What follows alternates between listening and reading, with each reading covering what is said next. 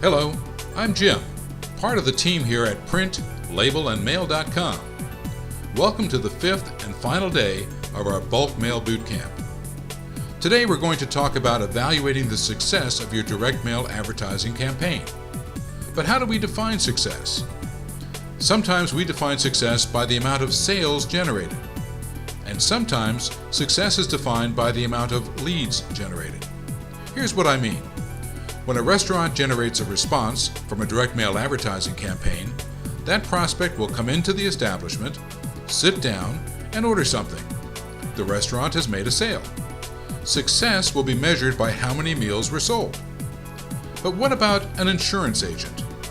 In this case, the job of the postcard is to generate leads. Making the sale is the job of the insurance agent. For example, his postcard might say, "Pay less for insurance, free phone quote." The success of his campaign will be measured by the amount of insurance quotes given, not by the number of policies sold. Likewise, a painter or contractor will evaluate his campaign by the amount of estimates given. So ask yourself, what is the objective of your direct mail advertising campaign? To generate sales or leads? Either way, make sure you are tracking response accurately. Make sure everyone in your organization is aware of your direct mail advertising campaign and is properly trained. Evaluate your call to action. If it's the telephone, who's going to answer? Will it be an employee with other responsibilities that may feel like every sales call is an interruption? Will it be voicemail? Will you lose calls that hang up because the phone wasn't answered after 3 or 4 rings? The point is, the way responses are handled can affect the success of your campaign. So like the Boy Scouts say, be prepared. But what if no one responds? Is that possible? Hopefully not, but it could happen. Remember, if you have a poor response, or worse, if no one responds, that's still a result. Obviously, not the one you wanted, but a result nonetheless. Don't give up. Poor response can be important feedback.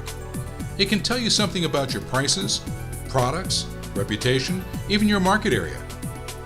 There are lots of factors that affect response. Some factors you can't control, like the weather, the time of year, your competition, road construction, even the economy.